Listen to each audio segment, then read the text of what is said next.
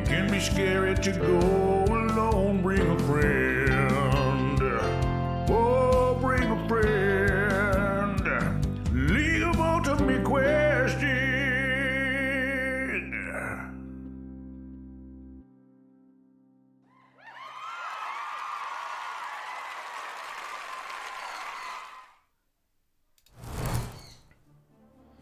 Hey LU cuties, another Monday, another exciting episode of the League of Ultimate Questing Battle Axis. This one is episode 90, Homecoming. I hope everyone is having a good week so far. Like most Mondays, my Monday has been pretty chill, but I got some stuff done and now I'm doing this and things are good. Things are good. Yeah, you can definitely hear my birds right now. That's how you know that that time, has changed. Because it's not dark enough yet for them to be asleep. So we're officially out of winter. But yeah, just a reminder, if this is anyone's first time, if this is your first time in here, I'm going to kill probably the first 5 minutes. Just let everyone see the notifications that we're live.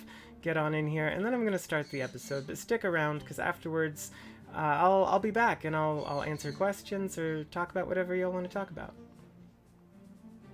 Yeah, right on, Bwills.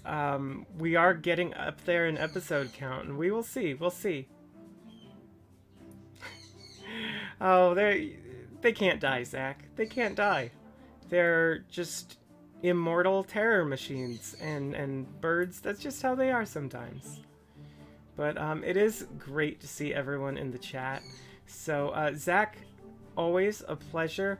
Will's Saveman, Wolf, Blue Pulse Flyer. Who else do I got in here? Bree, Loose, and I think that's what you got. Yeah, I always like to say, I've owned a lot of birds in my life, and based on everything I know about birds and their behavior, dinosaurs were fucking weird. Like, they just had to be like weird animals, right? At least the theropods and other, bird ancestors. Oh, hey, good to see you, Ace Bounty and BG Rich. Awesome. Love seeing new people. And that's exciting. It's exciting. That is the upside to being caught up, is you get to join us. And you get to see the wonderful, sitcom intro and all that fun stuff.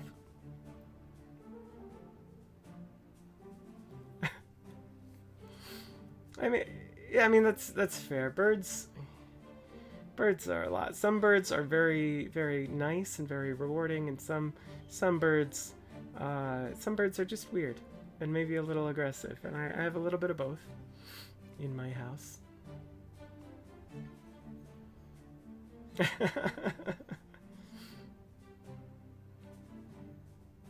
I will always chat with my fans.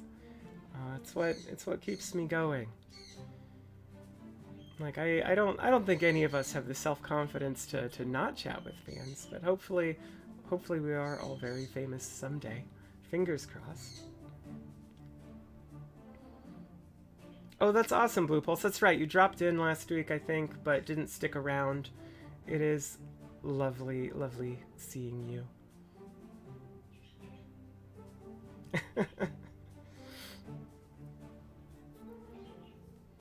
Well, regardless of whether or not you say it, Zachary, you have a lot of fans. And I know that because, at the very least, Artyom is a very beloved character, and I know we hear about him a lot when favorite characters come up, so you've definitely created something. And I'm loving your DMing. I think other people are too. But yeah, time will tell when everything comes to a wrap how this season ages, and I'm excited for that.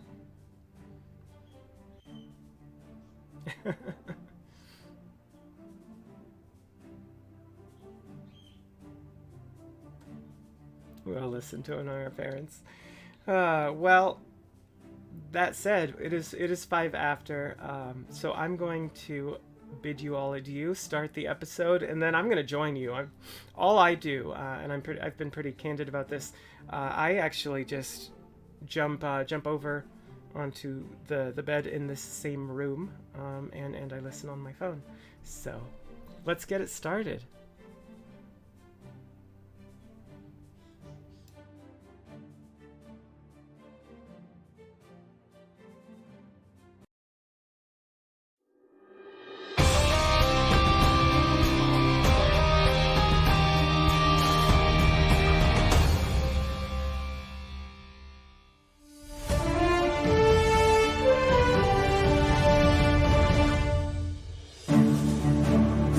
Welcome back to the League of Ultimate Questing. I'm your host, Paige Theta Rho, the pinnacle of sentient life in the universe. And with me, as always, is a sentient pile of lean dog food in a tank top. And are those culottes? Why, yes they are, Paige. Culottes offer the airflow of a skirt with a fraction of the genital mishaps. If you... And I'm Thought Tarbody, the actual pinnacle of sentient life in the universe. Except by choice instead of by design. Nice ascot, by the way. It only kind of clashes with your runic plating and exposed sprockets. If you are quite finished. Ahem. You don't even have a throat to clear. Sorry, I didn't mean to offend you by affecting your organic idiosyncrasies to fit in. I never clear my throat, Paige. The force of the blast could devastate a small workstation, or knock over an unsuspecting cobbler or similar tradesman. Ahem. Great. Tensions are high on Zenith as her people adjust to changes throughout the satellite. Not the least of which being me, front and center at last. I must say this truly has been an unprecedented, if completely deserved windfall for the mechanical marvel. I wish only circumstances had been different. Ghoulish and unnecessary, Paige. Oh wow, breaking news, you're a dick. Oh really? A dick? Well, further breaking news. Our man on the scene reports you're the dick. In fact, dozens of eyewitnesses from the EXPN calibration party report that you have very small testicles. No doubt due to your excessive use of performance-enchanting spells. News that's completely broken and can't be broken any further times infinity. How dare you? My physique is the product of clean living and boiled chicken breast. Breaking news! You can't break it anymore. It's totally and completely broken. By me. Shut up, you bloody barbarian! If anything, I'm a monk, but that's only because there isn't an Adonis class. Can it, you oaf? This is real, actual breaking news. We've just received an emergency distress beacon. From who? Paige. From who?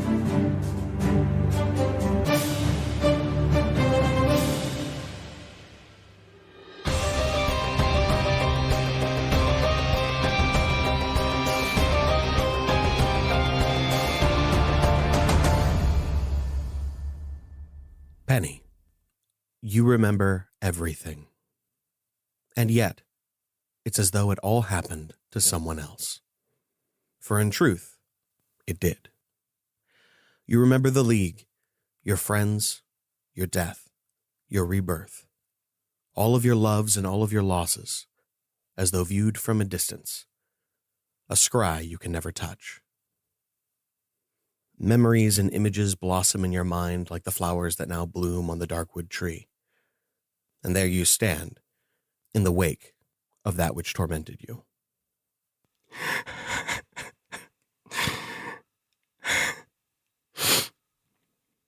Completely ignoring the change in surroundings, Iavos immediately moves to Penny and wipes a little bit of blood off of her cheek and wraps her in a big hug. Oh, my dear heart. You were so brave. Are you all right? I remember my mama. She's so beautiful. The walls begin to crawl with vines and life, and as your heart beats, the flowers bloom in time. I remember everything, Papa. Iavos? I'm looking her deep in the eyes. That's probably for the best. You've earned those memories. Is it okay if I still call you Papa? I would appreciate that very much. She squeezes tighter and tucks her head into the crook of your arm. Patting her on the back, I look over to Gaspar to make sure he's doing okay. It is still difficult to remember that the man who stands before you, the eudaimonian, with his tan skin and curly dark hair, is your friend. Penelope, I'm happy you have your memories back. As he says those words, you are bombarded with feelings. Respect, appreciation, love, and horror. You remember the hunger. You remember the pull of the dark. You remember standing in that space, that void space at the heart of him. And you remember the moment where you were certain he would take your life. And the relief when he didn't. For the things that we need to do next, you will need that burden and that strength. It's not a burden, Gaspar. I understand so much now, and I'm so much more connected to who I am. It's a lot to take in. And as you say that, you remember sliding your sharpened thumbnail into the eye of a young man who had failed you. And then it's gone. There is a darkness in me. And the other versions of me did not acknowledge it or were not aware of it. And that ignorance would have led them down that path eventually. Maybe I'm in a unique position to keep that from happening. But I promise you this. We will get back what you lost too. And she throws her arms around this strange new form of Gaspar. And after a moment, she begins rubbing her cheek against yours. I've always wanted to do this. Without the other thing. Perhaps we should return home. I think the walk back will be quite a bit more beautiful than the trip here. As you make your way down the path, which seemed tailor-made for you so many years ago, you see it is overgrown with life and death. Rotten tree roots, blooming vines, flowers in pockets, and everywhere that Penelope approaches, the life seems to swell and then decay as she walks away. You eventually find your way back to the Eudaimonian village with no name. And there you see Rhea, waiting. She lifts her head, and gone is the somber, miserable face of the sister who so recently sent you on this quest. Instead, a wide smile. I told you I would return for my flute one day. She throws her arms around you without another word and hugs you tight. So much of what you remember of her is somber, sorrowful, empty, as if the blight on this world was a blight on her heart. She is, after all, the eldest and presumed heir to Calliope. Penelope hugs her tight, taking in her scent. I'm so happy to see you this way. It reminds me of how we used to be. The kiss of cedar and basil blesses your nose, and you remember running through the fields together. You remember scraping your knee and being tended to. You remember falling and hurting, but not really hurting, as though these were memories that needed to happen for you to develop into what you would one day become. But pain wasn't something you knew until years later, but nevertheless, she was there. The very picture of the nurturing sister. Now she looks at you with lavender eyes, not the moonstone from before, and there are tears in them.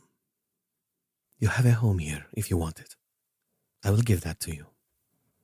That's all I've ever wanted. But I also understand that you must leave. Know this as you leave your ancestral home.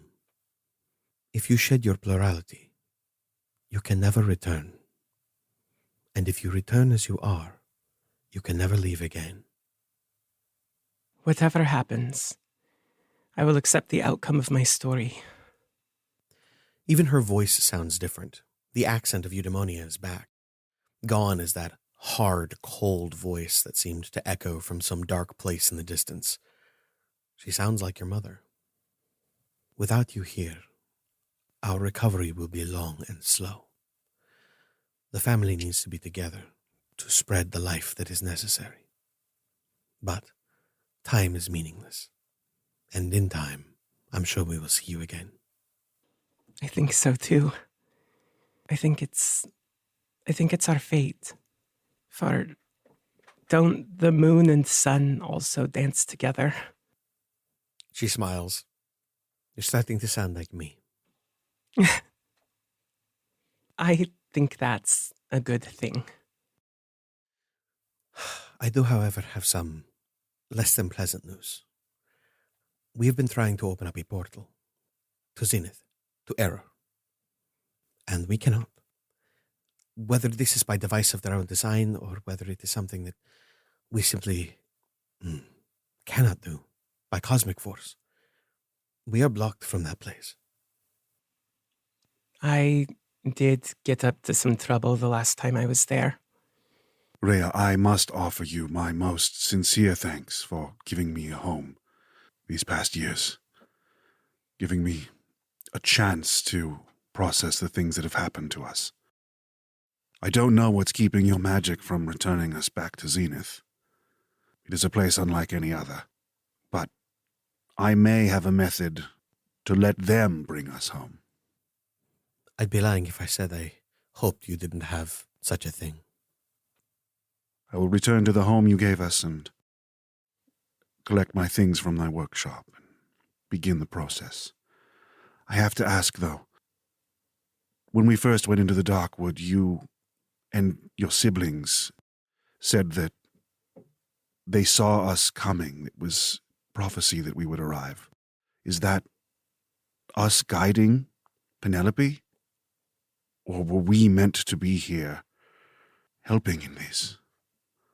You, like many mortals, want to perceive intent in prophecy, as though the reason you are here must, by necessity, be written in the word, or in the vision.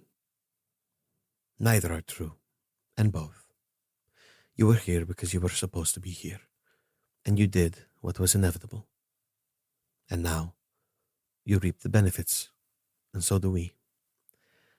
Unfortunately, not all fates are so kind. Well, if we meet again, I'm sure it will be through strange circumstances, but I do hope it happens. As you return to your workshop to gather your things, Rhea turns to Gaspar. I see some harm has come to the body. I feel it too. Moving it is becoming more and more difficult. Some of the wounds that this being inflicted upon us struck deeper than the flesh. I can feel that. You cannot take him with you. He must heal here. Understandable. I appreciate the sacrifice that they have given. I will find my own way. You always seem to.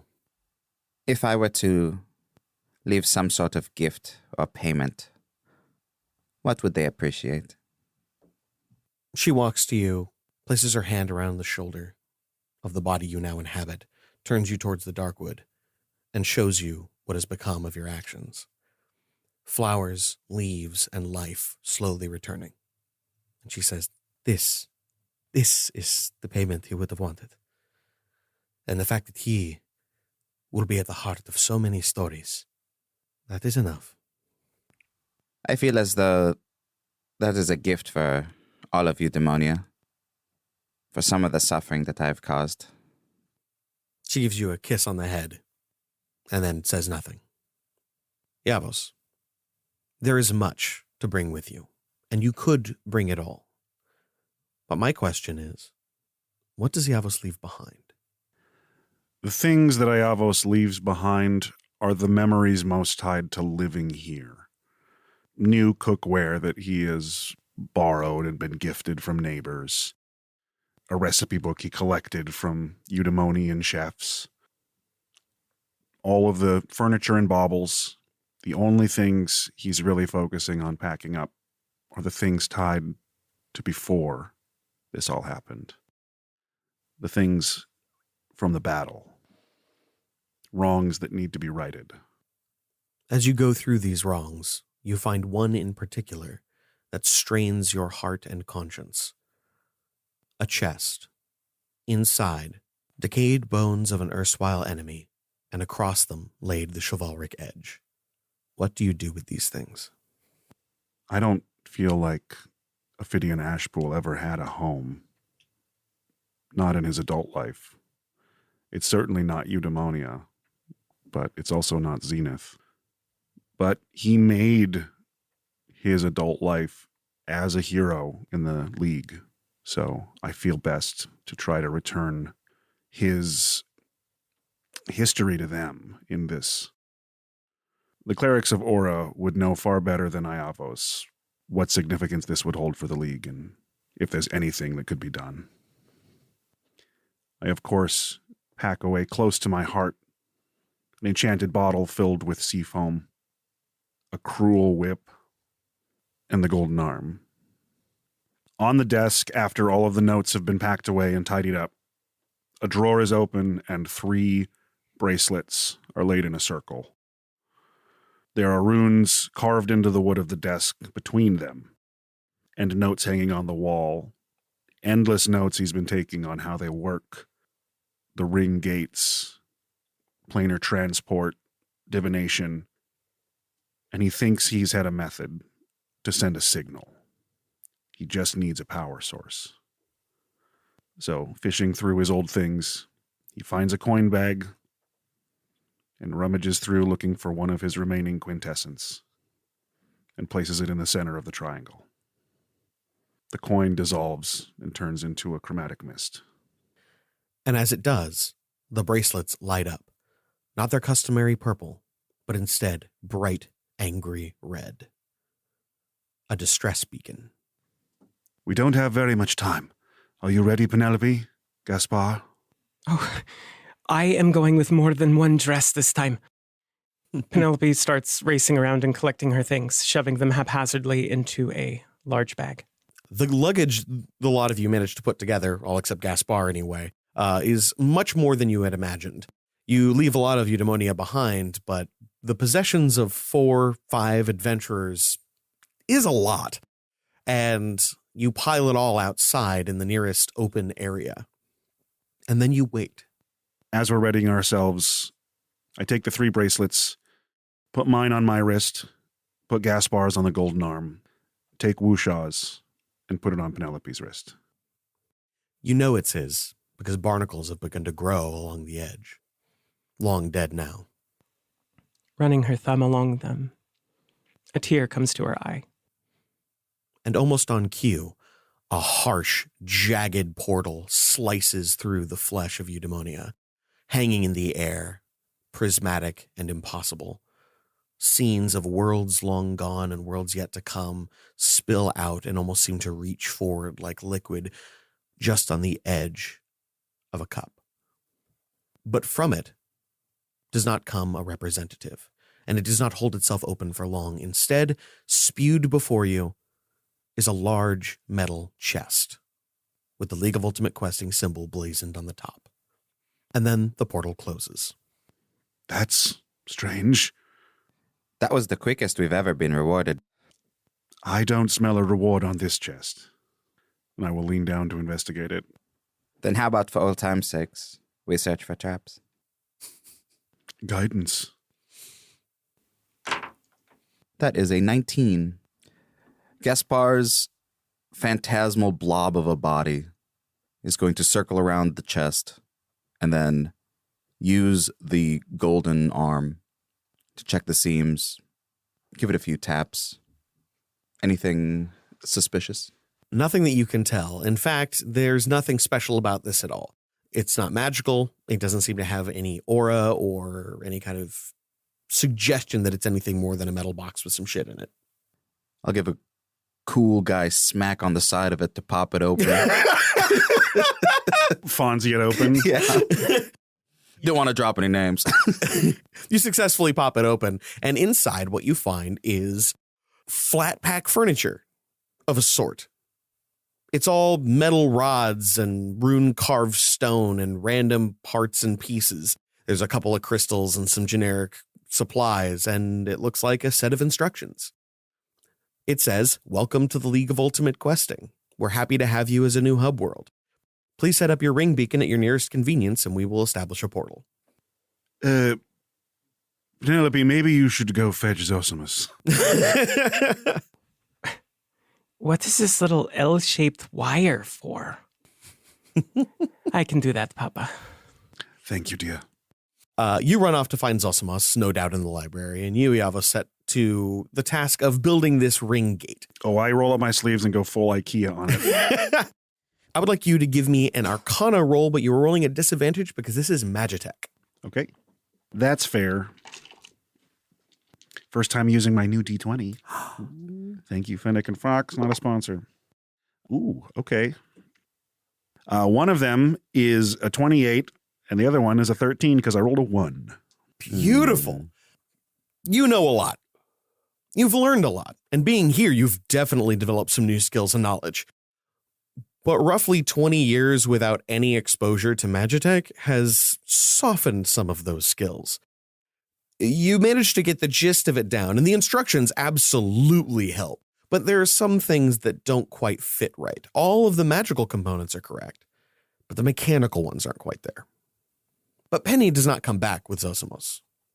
Instead, Penny comes back with Epiphany. I blame the instructions. Somebody said you have some machinery for me? It's not quite done, but yes, this is the situation. Gate tech. I'm so excited. All right, everybody back away. Not because, of any risk. I just don't like people being too close to me. She steps forward and starts digging into it. As she approaches, you actually realize that her hands are already covered in what look like grease and other things. In the past, you've known her to be somebody who does periodically dabble in mechanics. Not terribly complex things, weak flying machines and whatnot, and none of it so bold and interesting as Magitech, but she definitely has a mechanical head on her shoulders. She finishes after about an hour and a few periodic shouts of various eudaimonian curses. She cuts herself a couple of times, and she marvels at the fact that it doesn't hurt anymore. For a while, people could hurt here. But with the Darkwood gone, that seems to have gone with it. Terribly sorry to give your culture the burden of having this ring gate forced upon you, but it's our only way home. We can dismantle it if we have to. Fair enough. When she finishes, it immediately begins to hum with magical resonance. But there doesn't seem to be any machinery on this side to go back. In fact, as you look through the instructions, you realize that part of it is literally missing. Instead, you wait. The day passes and night comes, and you sit outside waiting for your gate. This is not what I had anticipated. Figured they'd snatch us up quick. Should we start the soup, Papa? No time for soup. I know, it's tragic. I haven't heard him say that in 20 years. As you begin to eye the tent and bedroll and the pot that could potentially make some stew if you really worked at it and got it done right now, maybe there would be enough time to get it really cooked right.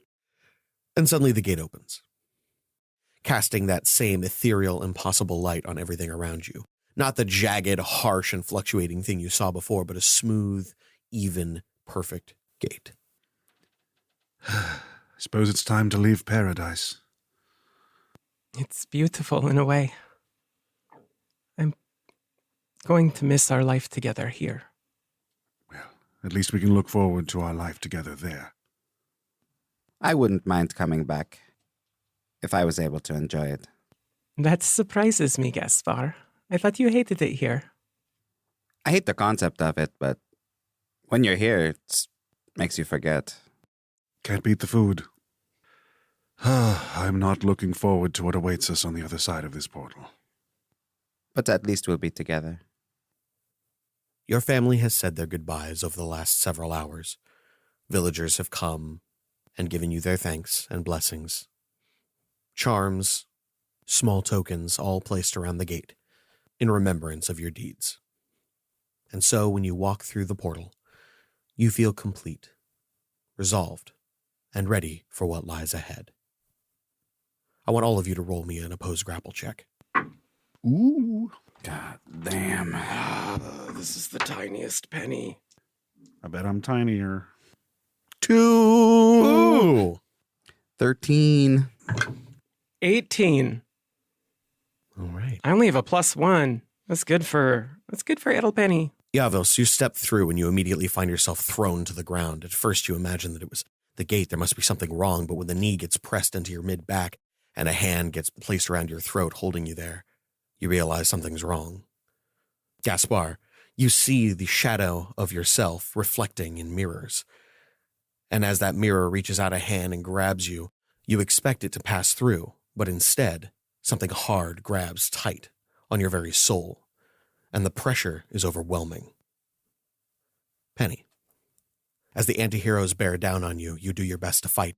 You slip their grip as best you can and move and dodge, trying to save your friends, find out what's going on, do anything at all to protect yourselves.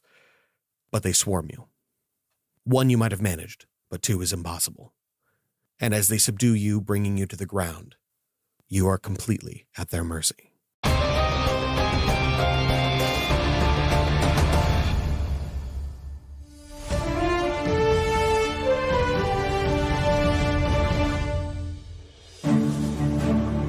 The Crown has returned to Zenith after nearly 18 months of absence, and public opinion is split. Supporters rejoice to see most of their beloved heroes return home, while detractors call to punish the ignominious team for their part in the deaths of Wusha Brinechild, Avidian Ashpool, and Amavasya of the Godhunter Battalion.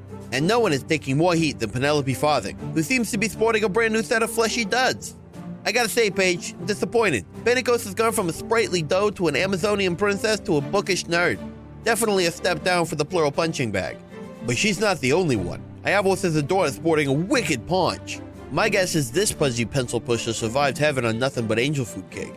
But the real tragedy here is the loss of Gaspar Aelifnot. Gaspar is still alive, Sarge. Maybe, but without those thunderclapping glutes, what's the point in being alive? This truly is the ghost of Gaspar. Cool arm, though. Appearances aside, the fallow crowd is up against the wall. There's no telling what the consequences of their actions might be, but given the state of the administration, things are looking grim for the crowd.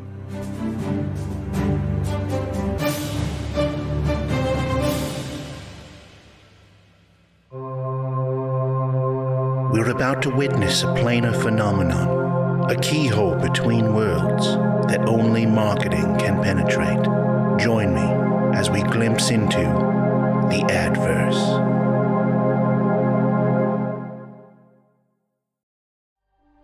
Join the Party is an actual play podcast that follows the adventures of DM Eric and the emphatic players Amanda, Brandon, Julia, and everyone they welcome to the table, from tabletop veterans to first-time players. With rich, tangible worlds, genre-pushing storytelling, and a group of collaborators who make each other laugh every single week. Hop into the current campaign that takes you on a pirate-themed adventure in a world full of plant and bug folk. Or marathon The Campaign, an MOTW game set in a weird summer camp. Campaign 2, which tells a modern superhero story, or Campaign 1 for some classic high fantasy fun.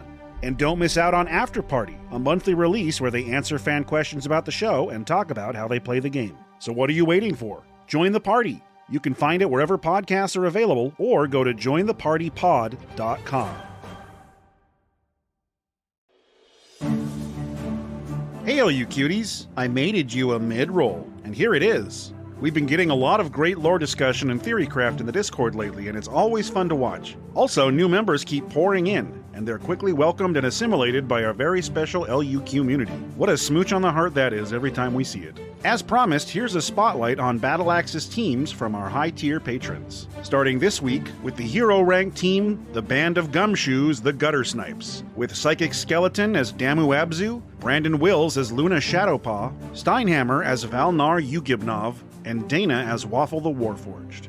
And of course, our legendary midroll teams are as follows: the Titans Rise, the Ceaseless Horde, and this week's featured team, the Twilight Concord, with Maisie, Mike Gordon, Big Boy Roy, and Caitlin Oliver. For personal messages and advertising opportunities, reach out to admin at slap-studios.com, follow us at twitch.tv/slap-streams for Monday Night Live premieres, and I recently injured my ankle, so I'll try to make a few appearances this week on Twitch in one form or another since I'm stuck at home for a few days. Our temporary mailing address is 2511 Southeast Pine Street, Street, Portland, Oregon 97214 if you have anything you're dying to get the cast. We love to share images of these things on social media, and please, no homemade food. Thank you all for your support, reaching out to us on social media, of course joining the Discord and saying hi to us in person, and tuning in every fucking Monday. But that's enough out of me. Let's get you back to the battle axis.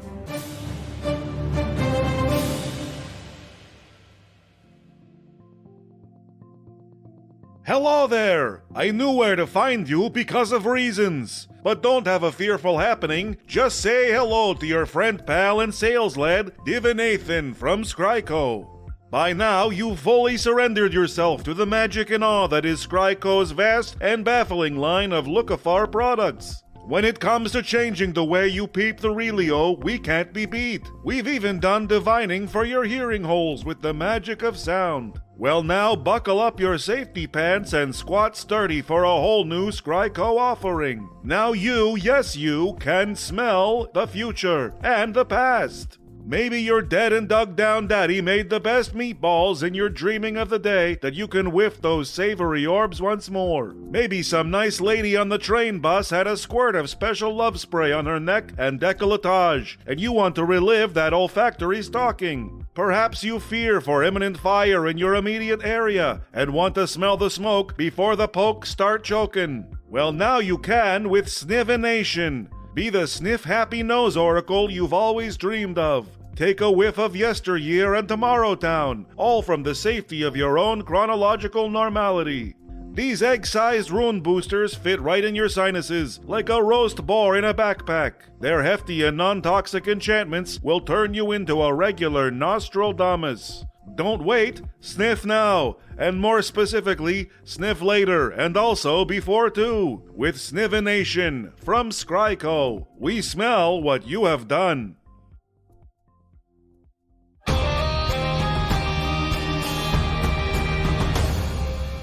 You were not let up from your arrested position.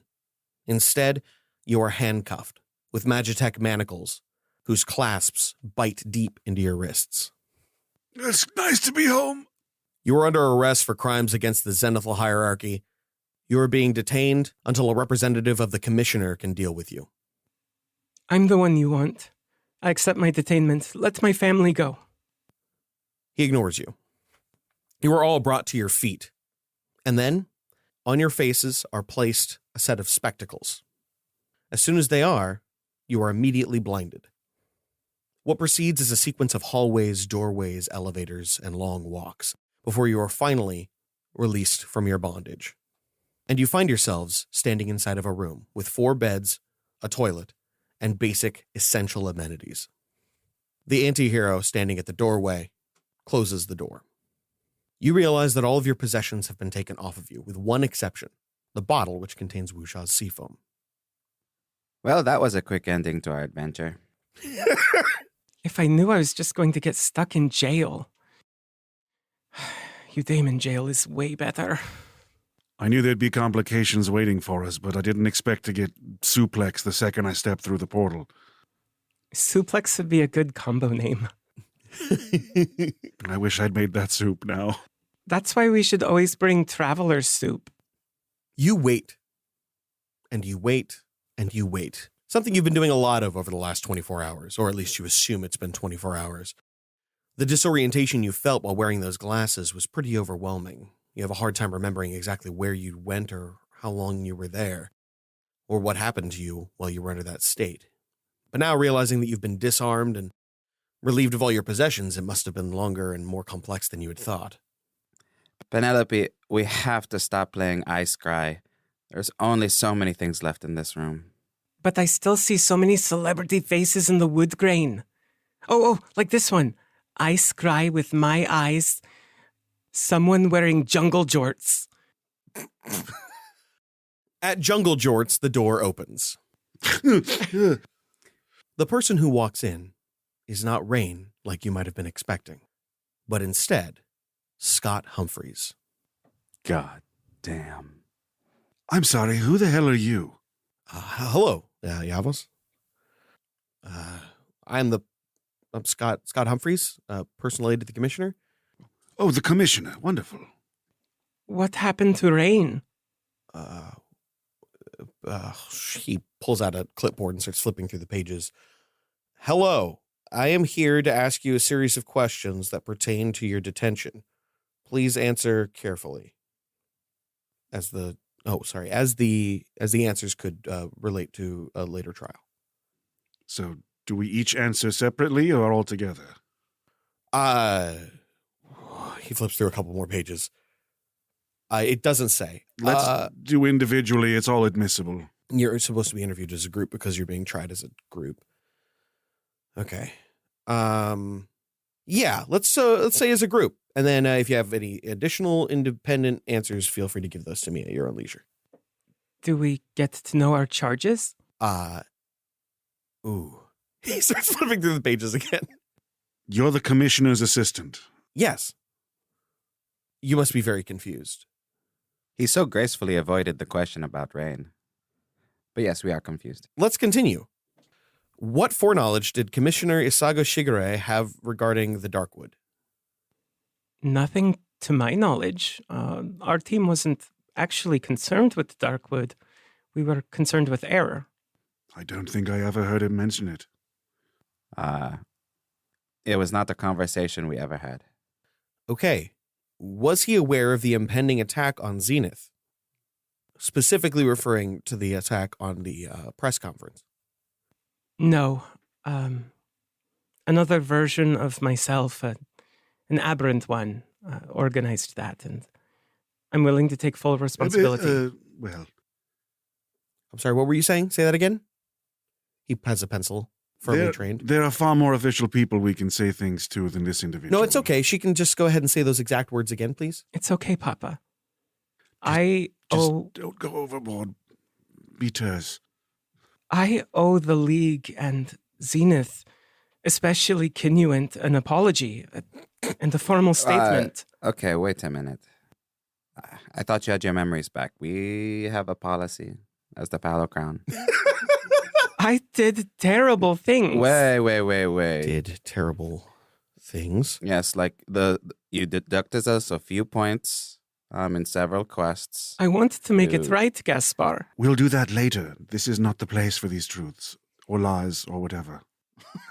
Penelope, we don't talk to the police. Oh, I remember that lesson.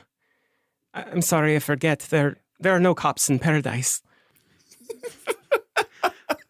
That is my favorite line of the entire season. That's a song name if I've ever heard it. Also, the question doesn't make any sense.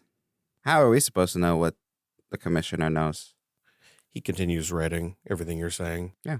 We knew very little about the commissioner's plans other than the missions he sent us on. How long has Commissioner Saga Shigure been involved with the smuggling of illegal goods from Error? We don't know. We have no way to know that. I've not heard anything about that. He writes. He goes to the bottom of the page and writes something else. I don't even know if he's involved. And did you participate in the smuggling of illegal goods from Error? We participated in a league quest. Related to the smuggling of illegal goods from Error? That quest wasn't televised as our superiors had intended. But you had done a quest related to the smuggling of illegal goods from Error. That wasn't confirmed. He puts a very noticeable question mark on there. Okay. We did not knowingly bring any illegal goods. He writes that down. Were you aware of Halifon Orzens Jr.'s intentions to murder Ophidian Ashpool? Absolutely not. It was a surprise to all of us. I know nothing. He writes all that down. Were you aware that Halifon Orison Jr. intended to murder Wusha? No, and I'm not sure he intended it. Were you aware of his alliance with Kara of the Darkwood? I don't know if I'm pronouncing that right. You're not, and we weren't. Also, you're listing these as murders. While he did kill them, it was in a fight. According to article... Shit, where is it? Okay, he was flipping through pages. According to at least one article of a document, At one point or another, he had been downed and was murdered. So that's murder. Just so you know, if you kill a downed opponent, that's murder. I learned that in my most recent league test. So thank you. What did you score in that test? That's not important. At least you learned something. Where's Halifon Orson Jr.? Do you know the current whereabouts of Halifon Orson Jr.? We do not. Do you? He teleported away. It is not an ability we've ever seen. I haven't the foggiest. Okay. That's okay. So, here's a good one. Did you at any point... Get out of the way!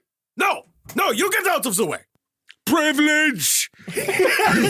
You hear a sudden slam on the door, silence, and then a loud, obnoxious grinding sound. Did you at any point have an association with a loud explosive crash occurs as two large hands tear a door off of its hinges? Thaddeus and Yarts walk in wearing a quadruple-breasted pinstripe blue suit. He places a hand gently on the shoulder of Scott Humphreys. Do I control the other hand? Yes. The other hand grabs the clipboard and snaps it in half.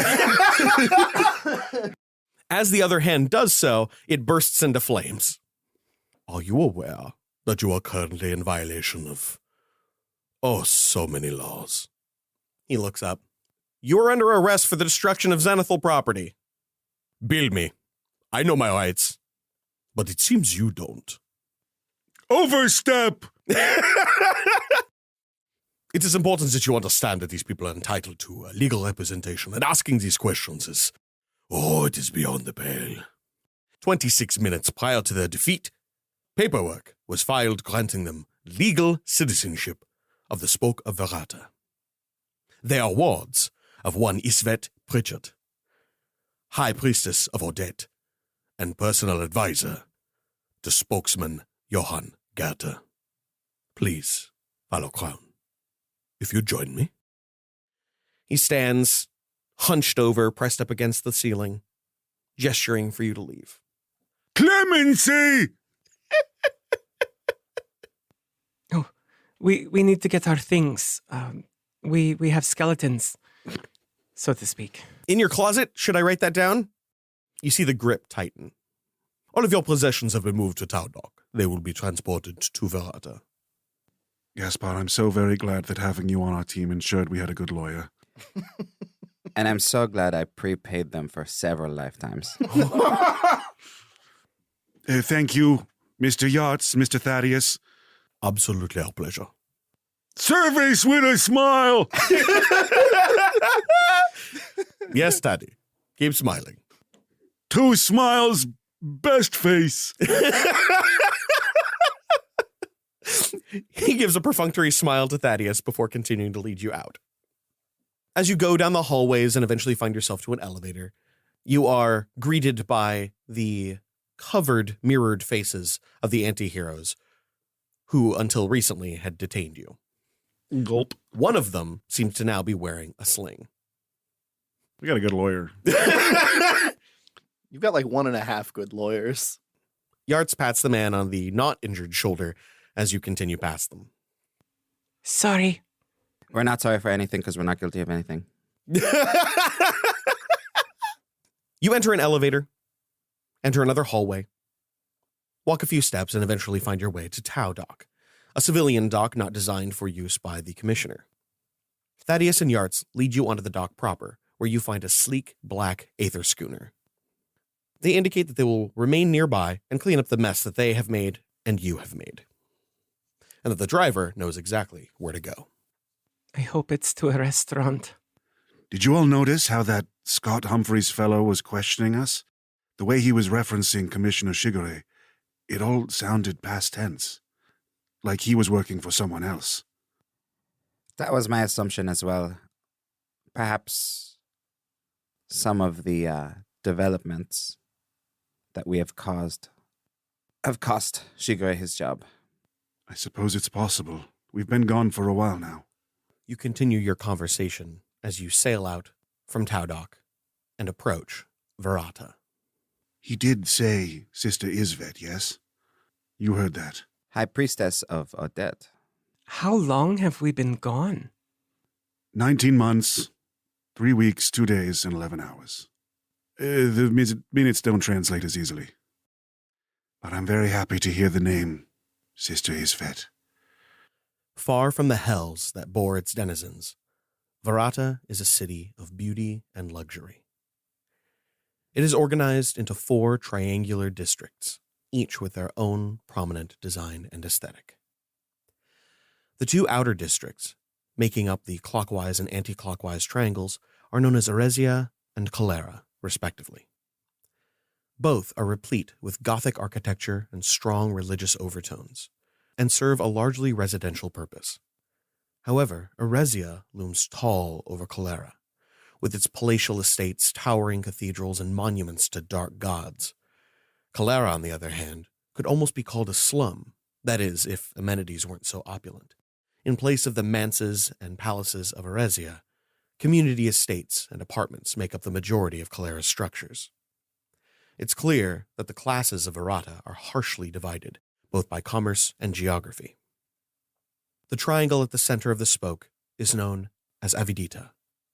With its angular and decadent Art Deco designs and its bold use of contrasting colors to accentuate fine detail, Avidita is the very picture of a center of commerce and trade, practically exploding with activity. Where the residential districts seem to separate a metaphorical wheat from the chaff, Avidita is a melting pot of high and low class. The narrow valleys between the colossal skyscrapers are packed with merchants peddling everything from bootleg religious artifacts to extraplanar creatures ripe for consumption or subjugation.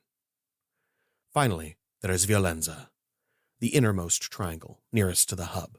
Here, there is no opulence, no beauty, no commerce, save the desperate offers of the damned to those that have damned them. Violenza is hell, a hell of brutality and hate, where the subjugated might rise to smite their oppressors, if only for a brief while, before returning to their shackles. Here all laws are shed, all limitations removed.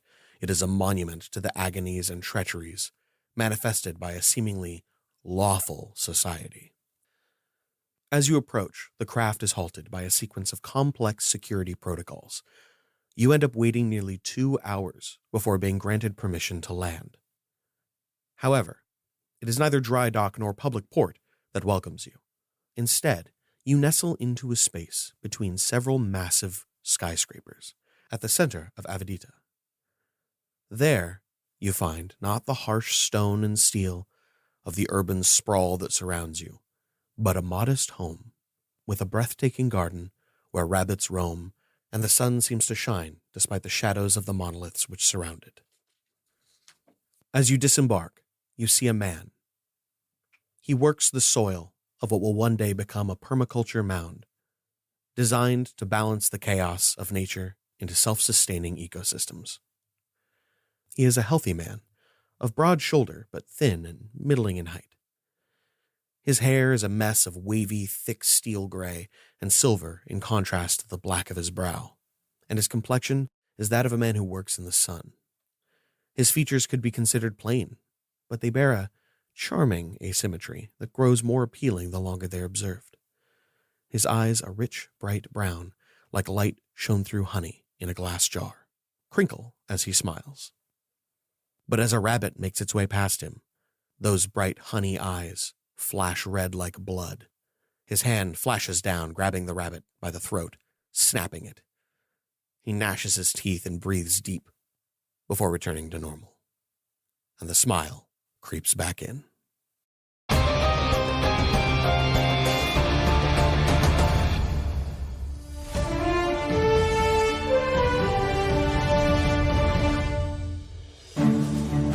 As we close out the second week following the disappearance of Dirk Bradley, I would like to apologize for my earlier comment. It was wrong of me to make my promotion to anchor Anchor of EXPN, the centerpiece of the tragic disappearance of the beloved rascal and sugar enthusiast Dirk Bradley. But to be fair, he's no Warren Rusborough. Certainly not. Have you seen those quads? No, Have you? The Iron Church keeps a detailed profile on all exorcisms. In any case, Dirk Bradley has not been seen since he publicly messed himself live on Scribe. It was originally believed that he was taking a much-needed shame break. We've all been there, buddy. Never trust a fart in public. And never do squat Saturday after fajita Friday. Fecal misfortune may have been the cause of his disappearing underpants, but it is the absence of the man, not the manure, that must be accounted for. I was delighted to once again work side by side with one of the few tolerable mortals, Warren Rustborough. However, the Deep Dwarf promptly submitted a vacation request to investigate the disappearance of his, and I quote, regrettable colleague. Rustborough was further quoted saying, if I don't look for him, no one else will. Gosh, what a guy. He can't even stand the goober, but he's still out there pumping pavement for the cause. Oh look, a commercial break. Oh, I'm not in this one.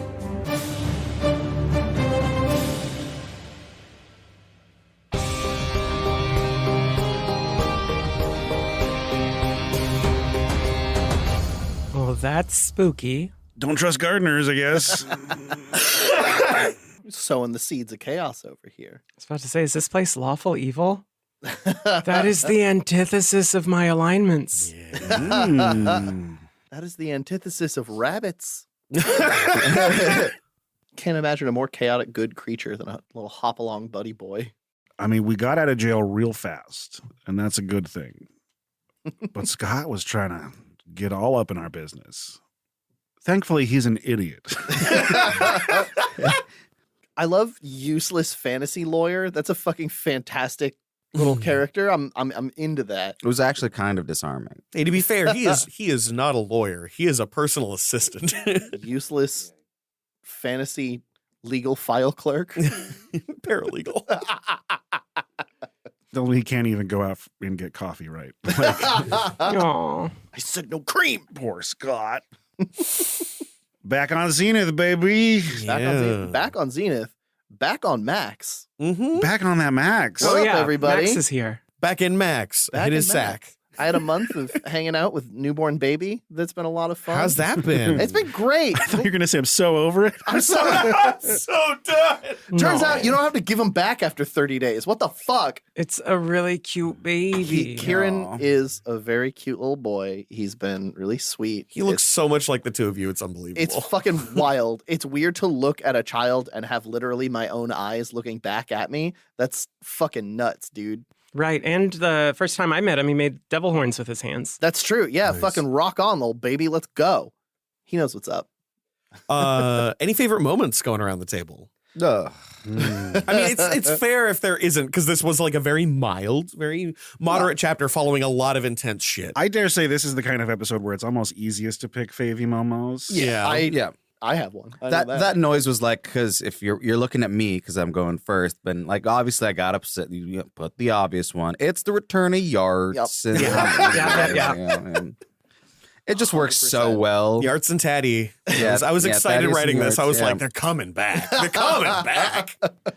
I like to slip in that you have them on retainer. I mean, yeah, it's like, It's very good. After their last performance, please. yeah. How do I not take this bark? It's service with a smile. I think the quadruple-breasted pinstripe Law, suit. thank you so much. Very, very good. I genuinely was like wearing a pinstripe suit, and then Law was like, triple breasted. Because yeah, I was like, okay, I can imagine it. And then when it's quadruple breasts, I'm like, okay, so there's 4 lapels. There's wait, but how? So there's 2 openings, 3. How It many folds around them like a folds- diaper. Yeah. How many monogrammed kerchiefs can you fit in that bad boy? There's just beach towels. Oh gosh. And I have so many questions. Like, okay, so how many coattails? 3? 4? Ooh. It's like, oh, now it's like, okay, Man, we got a to suit figure out with 3 the fashion. coattails is very fashionable. That was a sartorial wet dream.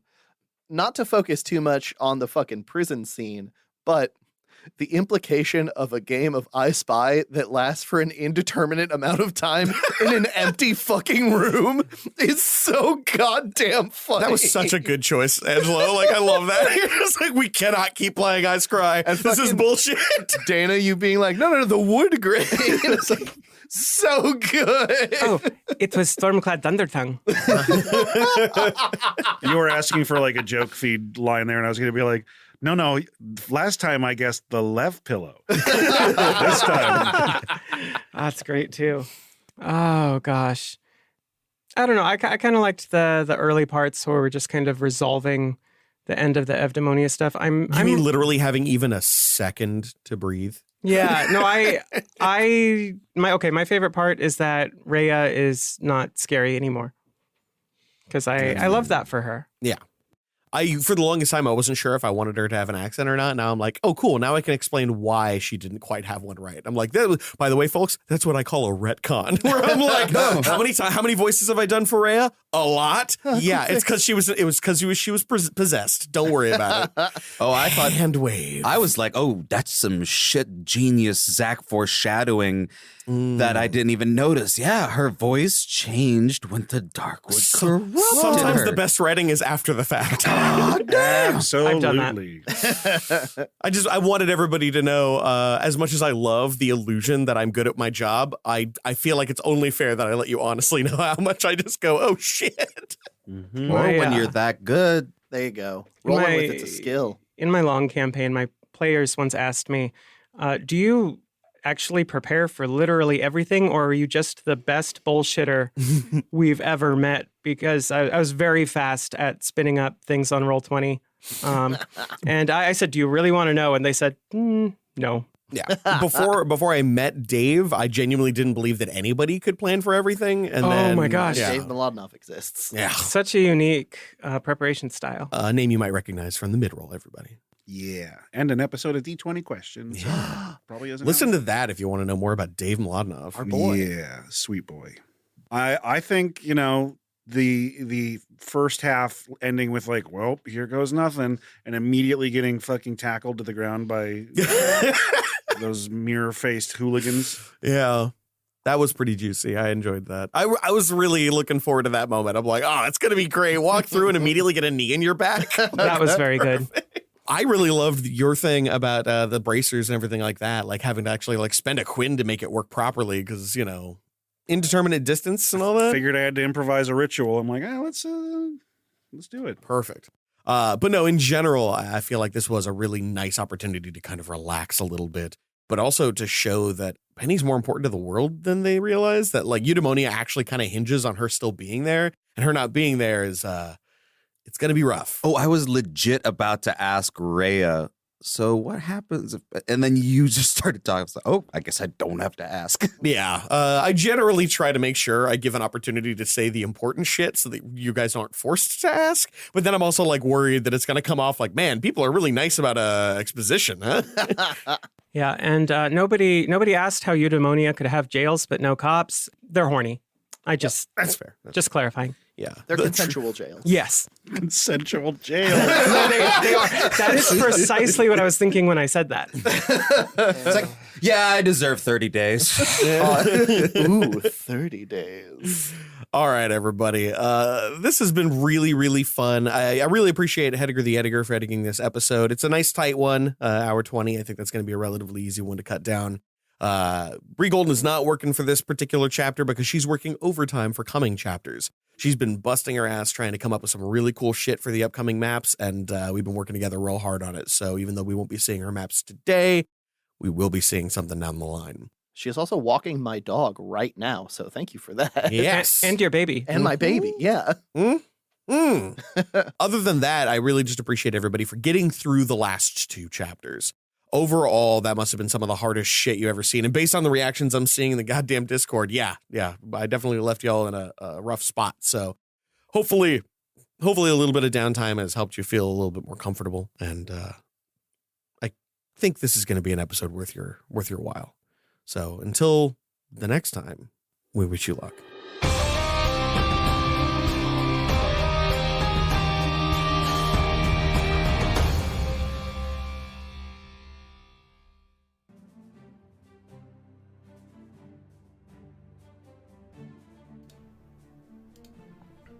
And I'm back. I hope everyone enjoyed that one. I sure did. I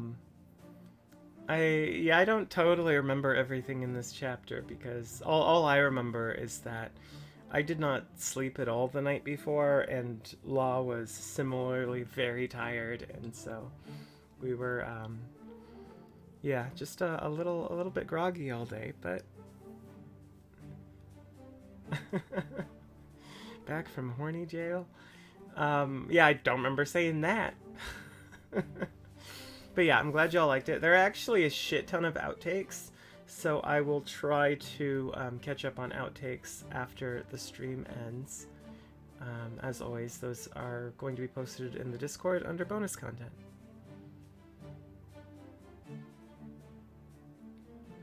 That's right. I actually couldn't remember his name either, Boyles. I believe that's accurate, but I don't know if that was the case in this context or not, or if he's working for someone else or anything like that. But I believe that was the case last time we saw him for sure.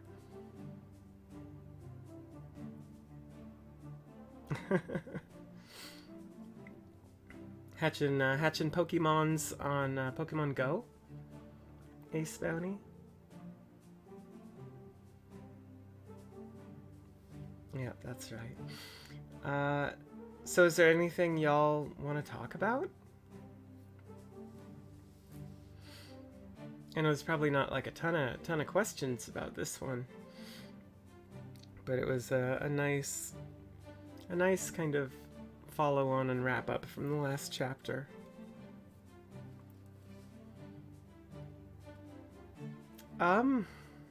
Yeah, that's a tough one, Wolf. What's Penny gonna miss most? Because like my top of mind answer would be just like living in a nice little home with Iavos, but Iavos is still with her, and they can do that anywhere. So I'm not completely sure. She'll probably miss her family, but she'll see him again someday.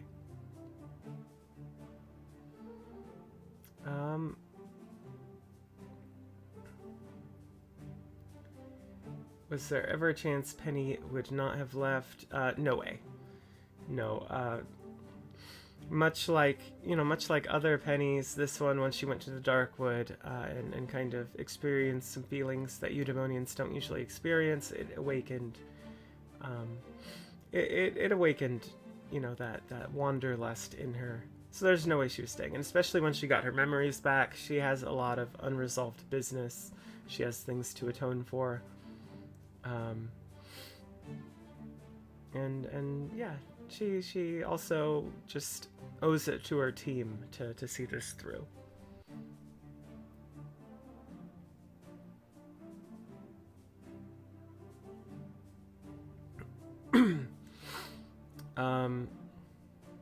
I'm not sure what we were expecting.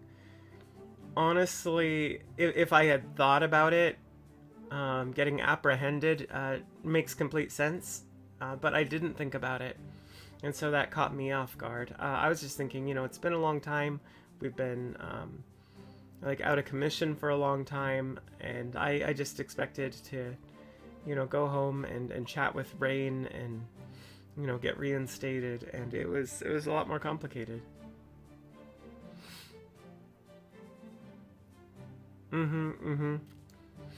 Yeah, the ring gate was a bit of a surprise too, and that was very funny.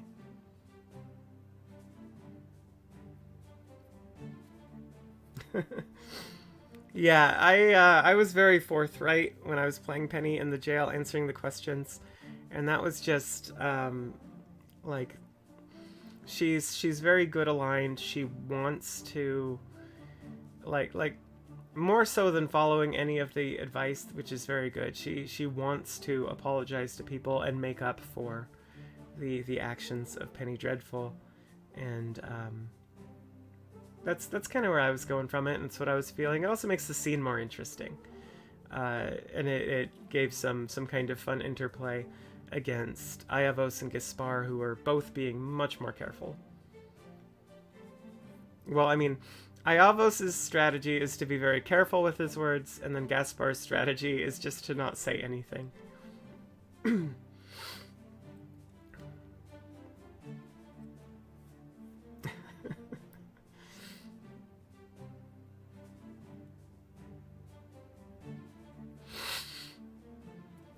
Yeah, for sure. And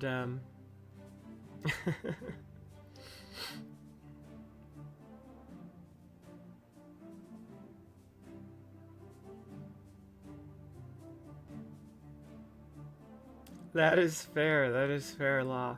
And Ace Bounty, that's kind of the big question right now. Like, certainly for us too, is just figuring out what the heck is going on, because so much has happened in our absence. And so it'll be exciting to learn more and see where the story continues to go. I keep touching my hair because I have this one hair that's sticking up in the back right here.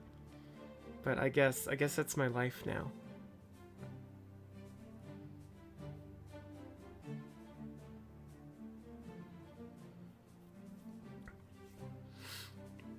Yeah, yeah, this Penny does feel responsible because she, especially having the memories of at least a few pennies, she's much more attuned to her plurality and to the fact that all of these are her. And, they're not separate people. And so she's much more likely to take ownership of actions that Penny Dreadful did.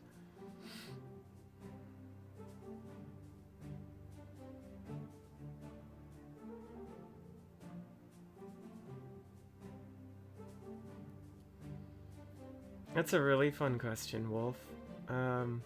Much like myself, I'm sure she won't realize until she needs something that she forgot it. I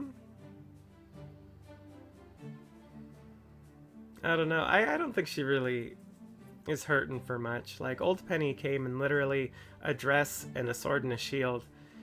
This Penny at least has some of her things. If anything, at some point she'll probably miss not having some of the books from the library on Eudaimonia. I could see that being the case for this Penelope. And then certainly she's currently lamenting the fact that they haven't eaten yet.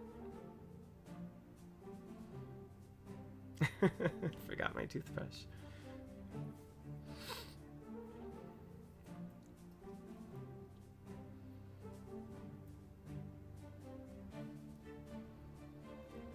But yeah. Is there anything else you want to talk about?